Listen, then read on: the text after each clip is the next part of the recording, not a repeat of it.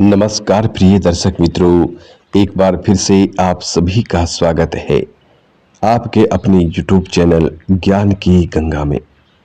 प्रिय साथियों, प्रिय भक्तों, आज फिर नया वीडियो नई जानकारी लेकर हम आए हैं। साथियों, आज के इस वीडियो में जो कहानी हम आपको बताने जा रहे हैं, सुनाने जा रहे हैं, ये एक कहानी नहीं है दोस्तों, ये बहुत बड़ी ज्ञानवर्धक कथा है। जीवन को बदल देने वाली कहानी है, जीवन को सही राह पर चलाने वाली कहानी है, सोए हुए भाग्य को जगाने वाली कहानी है। जो लोग पैदा भी गरीबी में हुए हैं और मरने भी गरीबी में जा रहे हैं, ऐसे लोग इस कहानी को चित्तमगन होकर सुने। दर्शक मित्रों, ये कहानी सुनने मात्र से लोगों के घर में माँ लक्ष्मी का स्थायी निवास होने लगता है। उनके भाग्य की रेखाएं बदलने लगती हैं, उनके नसीब, उनके कर्म उनके साथ देने लगते हैं। प्रिय साथियों, हमें उम्मीद है कि आप इस कहानी को चित्तमगन होकर ध्यान पूर्वक पूरा जरूर सुनेंगे। साथियों, कहानी शुरू करने से पहले जो लोग हमारे YouTube चैनल पर नए मेहमान बनकर के आए हैं, वो लोग हमारे YouTube चैनल ज्ञान की गंगा को सब्सक्राइब करें, बेल आइकन ऑन करें, अच्छे कमेंट किया करें, ताकि आने वाले हर वीडियो का नोटिफिकेशन सबसे पहले आपको मिले और आप उसका फायदा उठा सकें। प्रिय दर्शक मित्रों, चलिए शुरू करते हैं आज की ये प्यारी सी पावन पवित्र कहानी।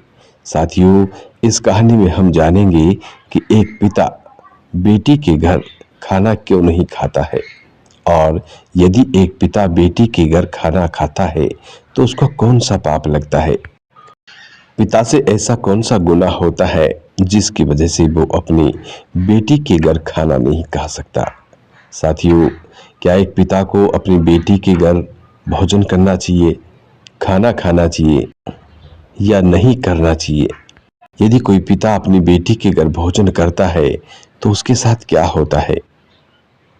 साथियों, इन सभी सवालों के जवाब आज आपको इस वीडियो में मिलने वाले हैं। दर्शक मित्रों, आप चित्तमगन होकर के ध्यान पूर्वक इस कथा को, इस कहानी को जरूर सुने। साथियों, इसके बारे में सबसे पहले एक बात हम आपको बता दें कि किसी भी वेद, उपनिषद, गीता, रामायण, महाभारत में ये नहीं लिखा है कि पिता का बेटी के घर भोजन करना पाप है। लेकिन फिर भी ये पाप क्यों लगता है? जब इन सभी ग्रंथों में ये नहीं लिखा तो फिर कहां पर लिखा है कि एक पिता को बेटी के घर भोजन नहीं करना चाहिए? आइए अब जानते हैं। तो सबसे पहले हम ये जानते हैं कि आखिरकार ये मान्यता कहां से आई कि पिता को बेटी के घर भोजन नहीं करना चाहिए। स्मृति ग्रंथ, लोकाचार, गृहस्थ धर्म की व्याख्या और दान ग्रहण के सिद्धांत में, या फिर गरुड़ पुराण में? आइए विस्तार से और ठीक से समझते हैं। बेटी क्या है? शास्त्रों में बेटी क्या है? मनुस्मृति 9.130 के भावार्थ अनुसार पुत्र और पुत्री दोनों समान हैं, अंतर केवल उत्तराधिकारी के क्रम में है। बेटी को पराया धन इसलिए कहा गया है क्योंकि विवाह के बाद उसका गोत्र और कर्म क्षेत्र बदल जाता है। विवाह के बाद एक बेटी अपने गोत्र को भूल जाती है और अपने पति के गोत्र को ही अपना गोत्र बताने लगती है। वैसे तो जब भी बच्चों का विवाह होता है तो गोत्र तो उनका ही चलता है, लेकिन अधिकतर वो उसी गोत्र से सम्मानित होती है जो उनके पति का गोत्र होता है। ऐसा क्यों होता है? साथियों, ये इसलिए नहीं होता कि वे तुच्छ या अपवित्र हो जाती है, नहीं। धर्मशास्त्र कहते हैं कि जिससे दान लिया जाए उसे कर्म और पुण्य का संबंध बनता है, और इसी कारण ब्राह्मण किसी से अन्न ले, किसी से न ले, ये नियम बनते हैं। स्मृति का भावार्थ शिष्य गुरु से ले सकता है, पुत्र पिता से ले सकता है, लेकिन ग्रस्त का दान सीमित माना गया है। तो फिर बेटी के घर अन्न क्यों वर्जित माना गया है? अब इसे ध्यान से समझिए, यही मुख्य बिंदु है। शास्त्रीय कारण पाप नहीं, कर्म सिद्धांत। हमारे ऋषि मुनि या पुराने आचार्यों का मत था कि एक पिता जीवन भर अपनी बेटी को दान देता है, पालन, शिक्षा, कन्यादान। और अगर वही पिता बेटी के घर का अन्न बार बार ग्रहण करे तो इसे कहा गया है दाता का दान ग्राही बन जाता है, और इसे धर्म की दृष्टि से अनुचित संतुलन माना गया है, ना कि घोर पाप। क्या शास्त्र या महापुरुषों का ऐसा कहना है कि इससे गरीबी आती है? जी नहीं, ऐसा कहीं भी नहीं लिखा है कि बेटी के घर खाना खाने से दरिद्रता आती है। प्रिय दर्शक मित्रों, पुराने समय में समाज चाहता था कि पिता बेटी पर आर्थिक निर्भर न हो, बेटी का घर दबाव में न आए, लोग ये न कहे बेटी के पिता पर कोई उंगली ना उठा सके, बेटी का पिता सिर उठाकर अपने बेटी के ससुराल में जा सके। इसलिए ऐसे कठोर नियम बना दिए गए हैं। मित्रों, अब एक छोटी सी कथा हम आपको सुनाते हैं जो बहुत पौराणिक है। दर्शक मित्रों, ये बहुत समय पहले की बात है। एक गांव था, नाम था धर्मपुर। वहां के लोग परंपराओं को धर्म से ऊपर मानते थे। उसी गांव में रहते थे पंडित हरीश नाथ शास्त्री, वेद पुराणों के ज्ञाता, संस्कारी और कठोर नियमों में विश्वास रखने वाले व्यक्ति। हरिनाथ जी की एक बेटी थी, सुमन। सुमन का विवाह पास के नगर में हुआ था। ससुराल अच्छा था, पति समझदार था और सुमन अपने नए जीवन में बहुत खुश भी थी। लेकिन प्रिय दर्शकों, हरिनाथ जी ने एक नियम बना रखा था, पिता को बेटी के घर का अन्न नहीं खाना चाहिए, ये पाप होता है।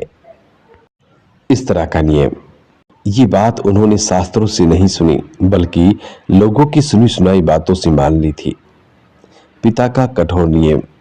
हर त्योहार पर सुमन मैं के आती, पिता के चरण छूती, प्रेम से कहती, बाबूजी कभी हमारे घर भी आइए, अपने हाथों से बना हुआ भोजन मैं आपको खिलाना चाहती हूँ। हरिनाथ जी गंभीर स्वर में कहते, बेटी, पिता का बेटी के घर खाना खाना धर्म के विरुद्ध होता है, महापाप होता है, घोर पाप होता है। बेटी तो पराया धन होती है, उसका अन्न ग्रहण करना पाप होता है।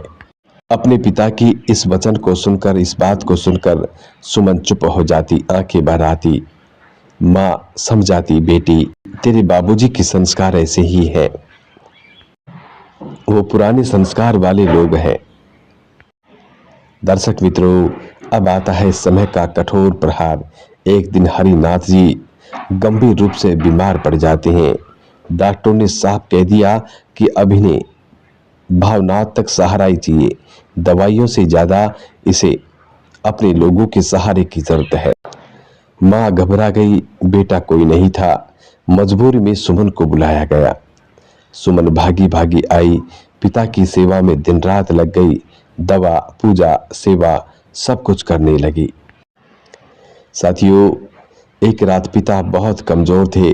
सुमन ने अपने हाथों से खिचड़ी बनाई और रोते हुए बोली, बाबूजी आज कुछ खा लीजिए, और अगर यह भी पाप है तो उसका भार मैं उठा लूंगी। प्रिय साथियों, अब आता है आंखें खोल देने वाला सत्य। हरिनाथ जी की आंखों में आंसू बह निकले। उन्होंने कांपते हाथों से कौर लिया। उन्होंने कांपते हाथों से भोजन का एक कौर लिया। उसी क्षण उन्होंने कहा, अगर बेटी के हाथ का भोजन पाप है तो ये पाप मुझे स्वीकार है। अगले ही दिन गांव के एक बड़े संत उनसे मिलने के लिए आए। हरिनाथ जी ने उनसे प्रश्न किया कि महाराज, क्या पिता बेटी के घर खाना खा सकता है? बेटी के घर के खाना खा सकता है? क्या ये सच में पाप होता है? संत बहुत गुणी और बहुत ज्ञानी थे, बहुत विद्वान थे।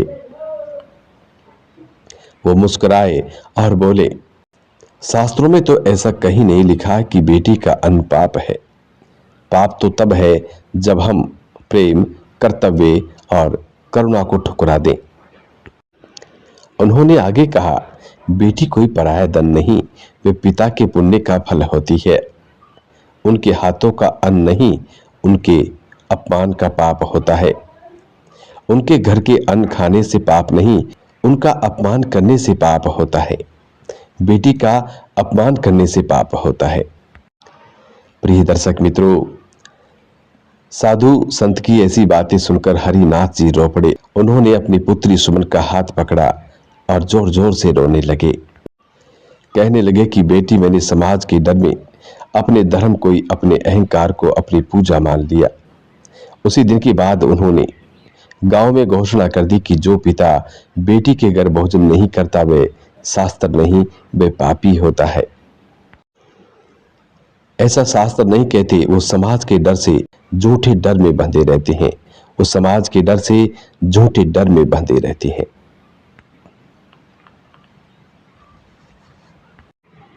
तो मित्रों, बेटी के घर भोजन करना पाप नहीं होता। प्रेम सेवा को ठुकराना अधर्म है।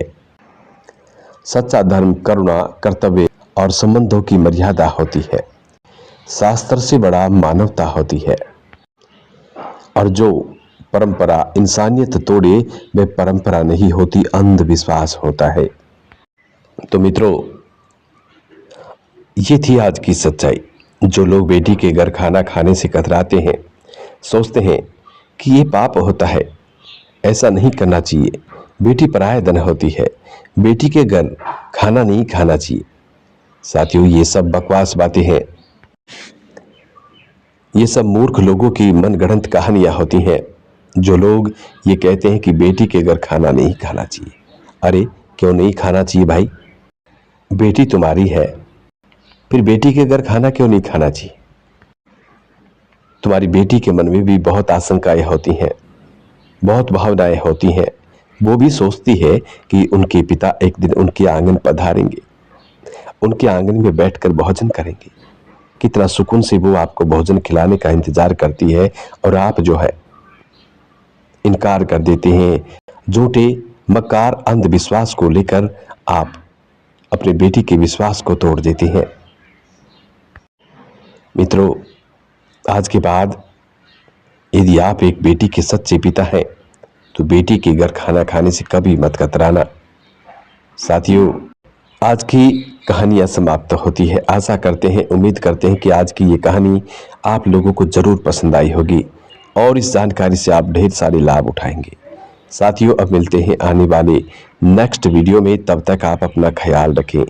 जी नमस्कार, धन्यवाद। हर हर महादेव, जय भोलेनाथ।